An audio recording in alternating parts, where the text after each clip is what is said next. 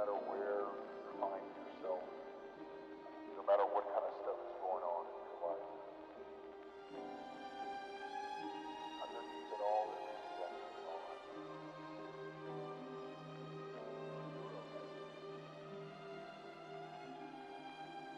Have more power than life is yourself critically. You have something that's going on in your life right now that's Hey, what's up guys? My name is Sal, and this is another expedition log. The United States of America is a young country compared to some of the more ancient civilizations around the world, like Egypt, whose heritage dates back to the 6th to 4th millennia BCE.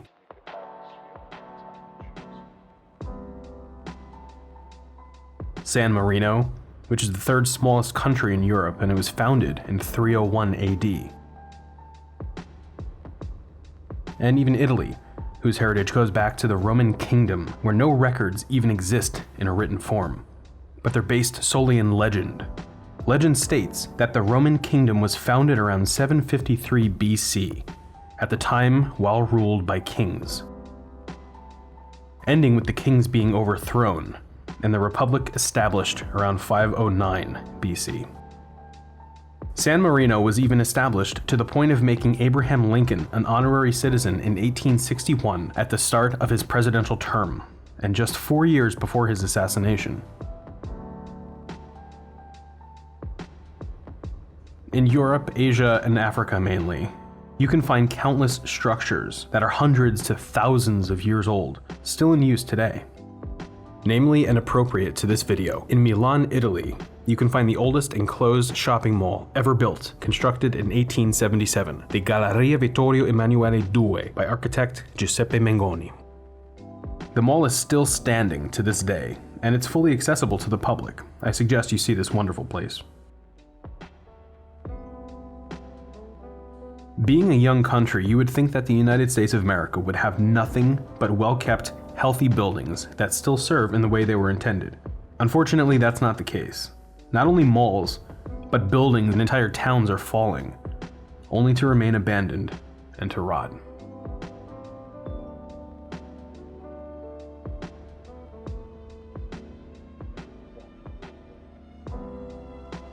DC is full of old buildings where the architectural language is grand and a really elegant brutalism. Washington D.C. is most certainly not deteriorating, but rather it's thriving. Or at the very least, the buildings are in pretty decent shape. The same can't be said though for D.C.'s surrounding communities.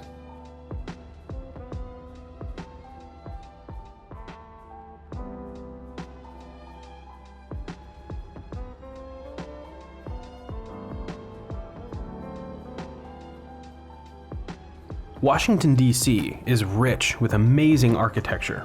The architectural language flows through DC incredibly well, especially in the center, near the Washington Monument, the Executive Building, the White House, the Capitol, the Archives, everything. All of these buildings carry the same language. You can see how they built the city out from this center. And it kept going. Once they built out from the center, they started building the outlying communities. So I'd like you to come take a walk with me into one of those outlying communities over the border into Maryland. This is the Hillcrest Heights region. The very first mall to serve the Washington, D.C. area, the Iverson Mall. But first, a word from our sponsor, William Shatner and Carranza Appliances.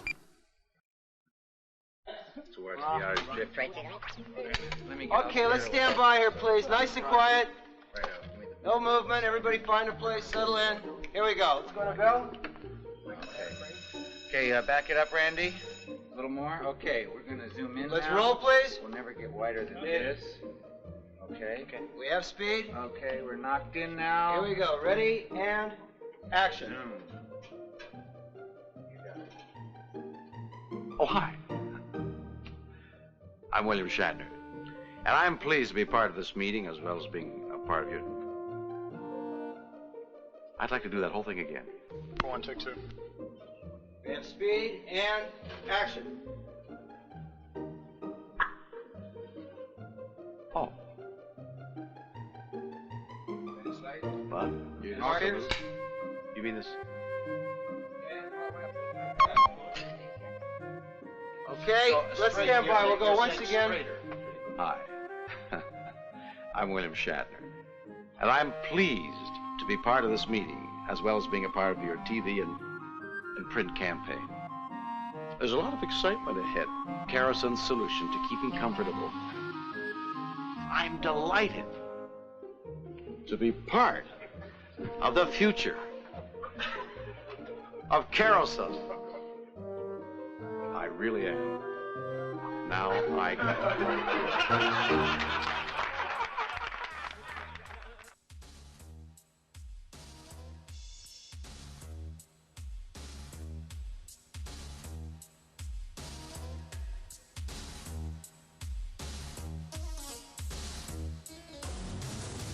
From the mid-1940s until the beginning of the 1960s, Anthony Carranza was leading the development of the Hillcrest Heights community.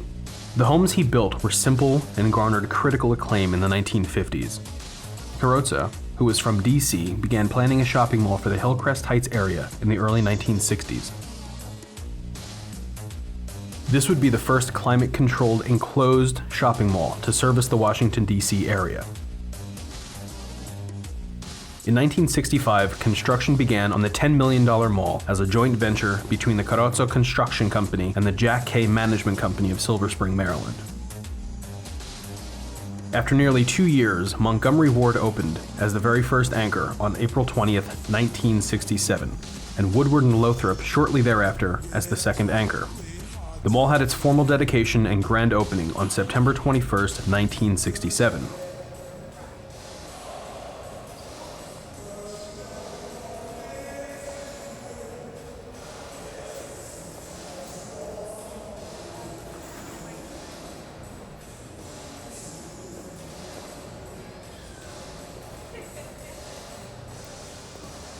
For a few years, Iverson Mall thrived as the premier shopping destination for the DC metro area, rivaled only by the Landmark Mall in neighboring Alexandria, which opened in 1965 as an open-air shopping center.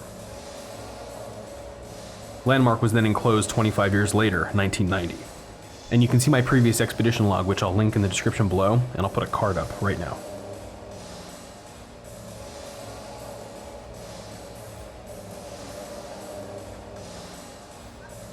(1985) saw the Iverson Mall's first renovation, and this was pretty much just to remove the fountain. They cleaned things up in the mall, they probably put a fresh coat of paint here and there, but the fountain used to be right next to the grand staircase, the grand half-spiraling staircase, and today there's just a shoddy virtual reality thing that you can pay $5 to ride.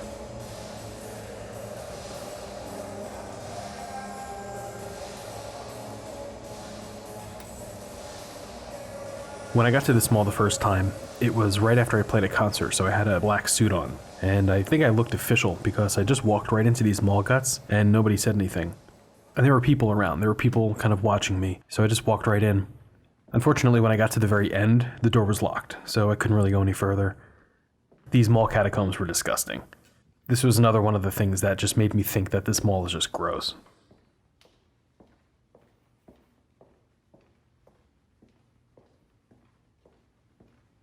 By the mid-1990s, the mall had lost its first anchor, Woodward and Lothrop, and on November 1st, 1996, Valve City opened in the former Woody's space. Montgomery Ward exited the mall in March of 2001, and the space was divided into two storefronts. The lower level was occupied by the second-rate discount chain Foreman Mills on November 26, 2004. The upper level was occupied by a store called Total Save. Personally, I've never heard of a Total Save, and I don't know what they sold, but I can only imagine that you would save money when you went in there. Totally. The Apple IIc and money. People in high places are always asking me, Alan, where does the money go? If you wonder the same thing, I suggest an Apple IIc and Apple modem. Then you can call up your bank and see how much money you have. You can even pay off your bills automatically. If you have any money left over, congratulations. You're doing better than the government is. The Apple IIc. There's no telling how far it can take you.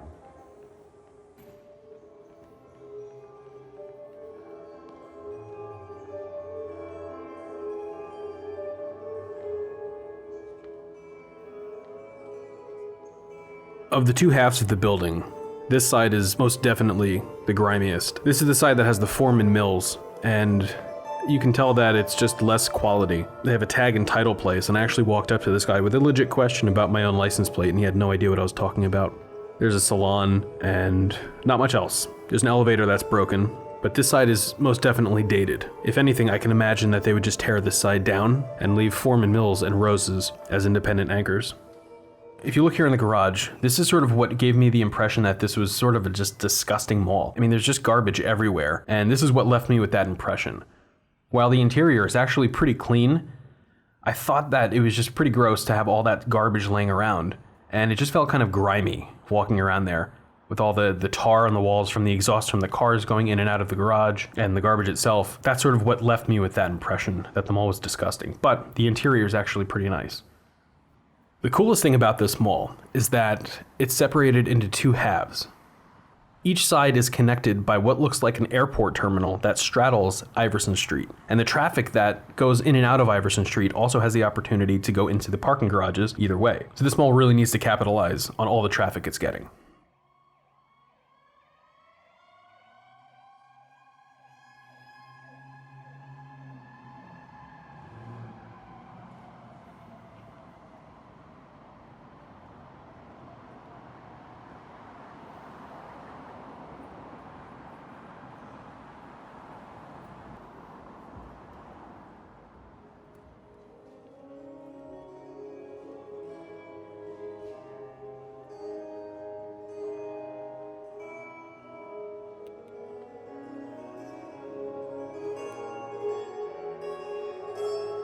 The mall saw tenants come and go over the next decade, and despite constant traffic due to the fantastic accessibility from public transportation and very healthy main roads, there were no enhancements or renovations made for quite some time. The mall started to quickly develop a patina, and its image faded into obscurity even quicker.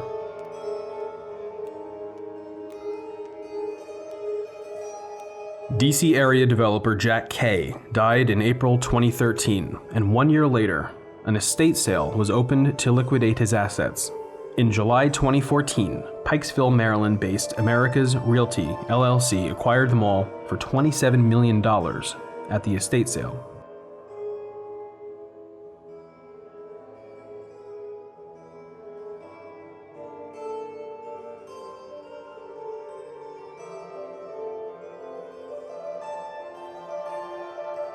CEO Carl Verstandig stated, quote, "Iverson is amazing with the traffic it gets. And with those kind of numbers, it made the deal much more attractive, despite the company's historic reluctance to acquire malls." When I looked into this storefront, as you can see, there's really nothing there. There's a basketball hoop in the back and a weird stage. But I saw a guy sitting at a desk, and my first thought was, oh, they must just be opening up. Like they're still setting up shop and they'll be open in a few weeks. So he came and he confronted me because he saw that I was looking in, and he was like, "So what do you want?" And I said, "Oh, it looks like you guys are just opening." And I made something up off the top of my head. I just said that I was looking for a space to open a computer repair shop and that I might be his neighbor tenant soon. So that kind of diffused the conversation a bit, and I went on my way. That's a child care place. It was fully open. He was in operation, and what you saw in there, that's exactly what they had to offer children as entertainment while their parents went and did who knows what.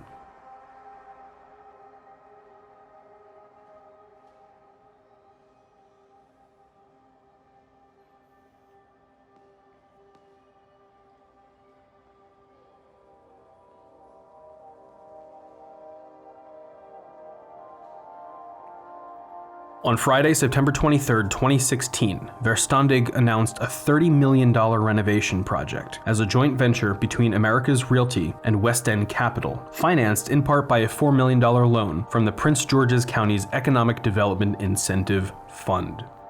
The renovation would include a new wood and glass facade, energy-efficient upgrades, new lighting, new security, and new bathrooms.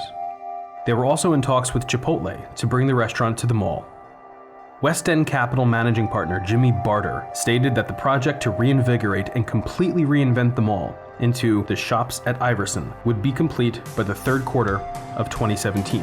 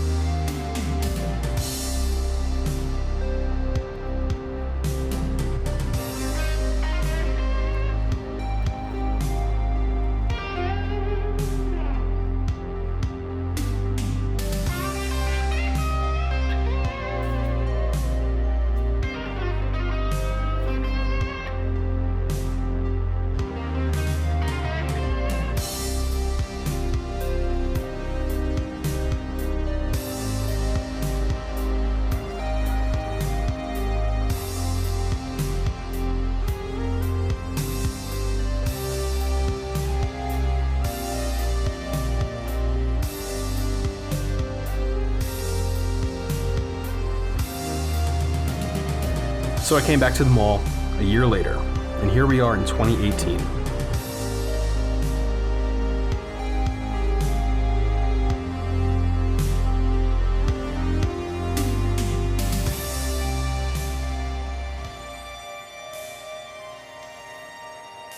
As you can see, not much has been done to transform this mall into the urban oasis that Verstandig dreamed of.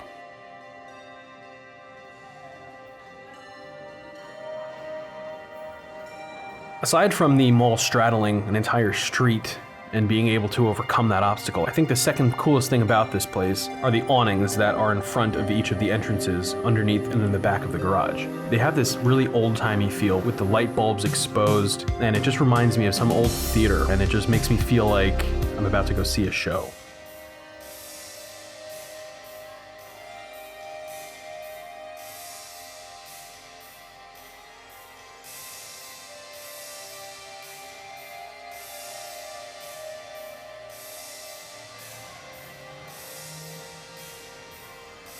There's some new paint here and there. There's a few new light bulbs, and they even brought in a Chipotle.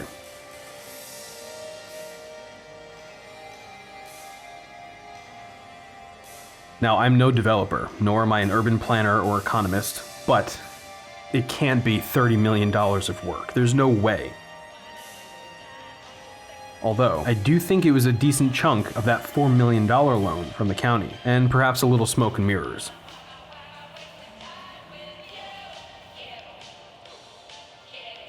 I think the Iverson Mall has a huge opportunity to capitalize on that amazing traffic. The crown jewel of the architectural language of the Iverson Mall is the fact that the mall is separated into two halves, straddling Iverson Street, and the traffic that's going in and out has the opportunity to go into one of two parking garages.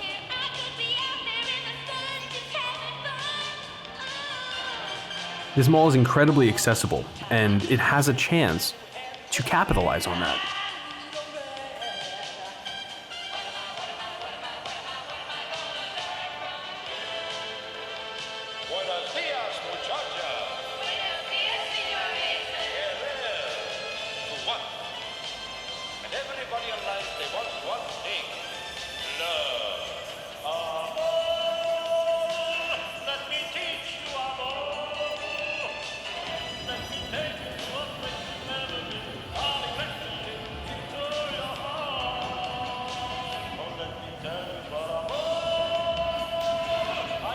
What I will say is that the mall is incredibly clean on the inside. They do a fantastic job maintaining the interior now that I've seen it for the second time. So do I think that this mall is posh and lush and caters to super high-end shopping needs? No, this mall doesn't do that. This is a hometown mall that caters to its local community. Verstandig is going to have to dip into that $30 million he's got laying around somewhere, and he's going to have to fix up this mall. They need to bring in some better tenants. They really need to fix the parking garage, or at least make it better lit, or renovate it so that you can actually use it, because the entire thing was closed off. I don't think security is a problem here, because while I was there, I saw not only cops, but about 5 security guards. And the security guards, they didn't want anything to do with people just walking around. They had their eyes peeled on jewelry stores and electronic stores. So the security is top-notch here, and I actually felt very safe. Will we see the full renovation come to fruition? Will we see the wooden glass facade? Will we see the whole thing as Verstandig dreamed of? I don't know, maybe. But I will keep my eye on this place, and I will revisit it in the future to see how they are progressing. But for now, this is the way it is. In 2018, this is how the Iverson Mall is.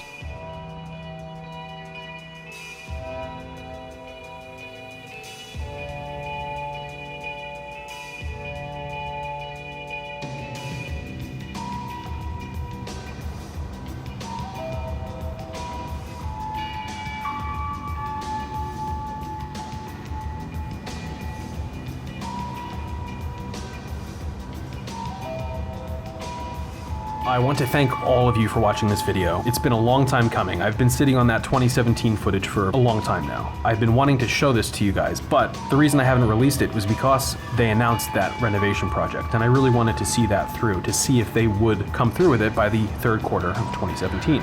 When I realized that they weren't going to, that's when I said, you know what, let's push this up ahead and we'll push this expedition log out. And I do have a bunch of other footage that I filmed in 2017, and those malls either aren't there anymore or they're still in the same way they were. We have a ton more coming up on the channel, and while I did a live stream on this, I have some changes coming up to the way I structure my live streams. I'll be doing far less of them on this channel, if not any. So thank you all again. Thank you to my patrons, of which that family is growing very rapidly, so thank you all for supporting me directly. Every dollar counts. So thank you all so much for that. And thank you to the Dead Malls of Discord family. Come join us, there's a link in the description below, and I will see you guys on the next expedition. Take care, everybody.